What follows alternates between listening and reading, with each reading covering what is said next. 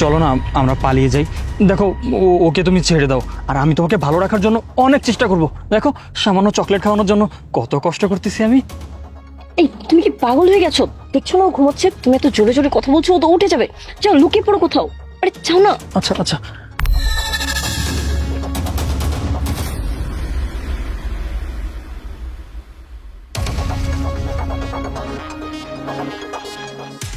Excuse me ভাইয়া, একটু কথা শুনবেন?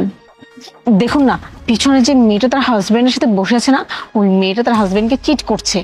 ওর হাজবেন্ড ঘুমিয়েছে, সেই সুযোগ নিয়ে ওর বয়ফ্রেন্ডকে নির্লজ্জর মতন ওকে চকলেট খাওয়াচ্ছে। দেখে তো আমার গাটো পুরো জ্বলে যাচ্ছে। বেচারা তার ওয়াইফকে বিশ্বাস করে এখানে ঘুমিয়ে আছে, আর পুরো বাসের মধ্যে তারা এইসব নোংরামি করতেছে। আমি চাই ওর হাজবেন্ড সকল সত্যিটা জেনে ফেলুক। প্লিজ আপনি আমাকে হেল্প করবেন, যাতে ওর হাজবেন্ডের সামনে আমি ওর সত্যিটা আনতে পারি, ও যে পরকীয়া করে বেড়াচ্ছে এটা দেখাতে পারি। আমার কাছে ভিডিও আছে ওদের, এই দেখুন, দেখলেন তো? প্লিজ আপনি আমাকে হেল্প করুন, আমি ওইখানে যাচ্ছি, আপনি আমাকে সাহায্য করুন। আপু আপনি একদম চিন্তা করবেন না, আমি আছি আপনার সাথে, আমি আপনাকে সাহায্য করব। ওকে, আমি গেলাম। ঘুম থেকে উঠে আর কত ঘুমাবে? তাড়াতাড়ি উঠো বলছি।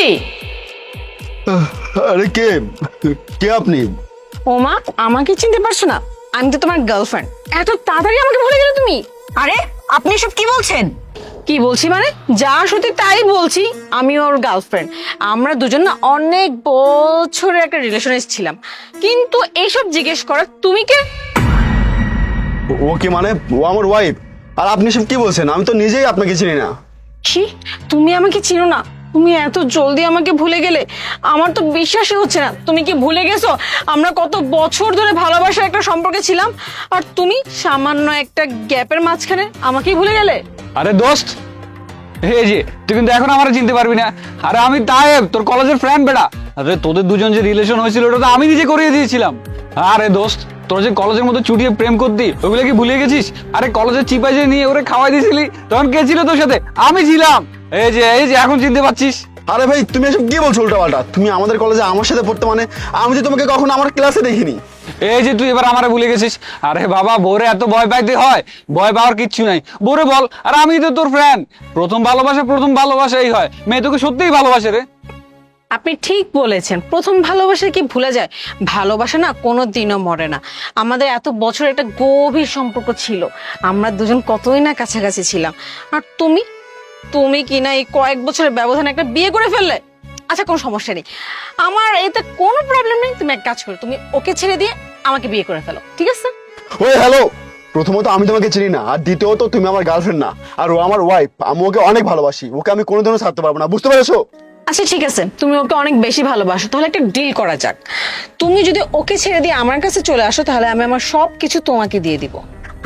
শুধু টাকা কেন, তুমি যদি তোমার সব সহায় সম্পত্তি আমার নামে লিখে দাও, তোমার বাড়ি গাড়িও আমার নামে লিখে দাও, তবুও আমি আমার ওয়াইফকে ছাড়তে পারবো না, কারণ আমি আমার বউকে অনেক ভালোবাসি। ও আচ্ছা, তাই নাকি? আচ্ছা, তোমার বউ কি তোমাকে ততটাই ভালোবাসে? হ্যাঁ, এতে কোনো সন্দেহ নেই। আমি আমার বউকে যতটা ভালোবাসি, আমার বউ আমাকে তার থেকে বেশি ভালোবাসে, তাই না বলো? ও তাই নাকি? তোমার বউ তাহলে তোমাকে অনেক ভালোবাসে। তাহলে তোমার বউ তোমাকে ছেড়ে আরেকটা ছেলের সাথে রঙ্গলীলা কিভাবে করে? এই একদম চুপ। সেই কখন থেকে বাস উঠাবার পটর করে যাচ্ছ? দাও, আমি পুলিশকে ফোন করছি। হ্যাঁ হ্যাঁ, দাও পুলিশকে ফোন।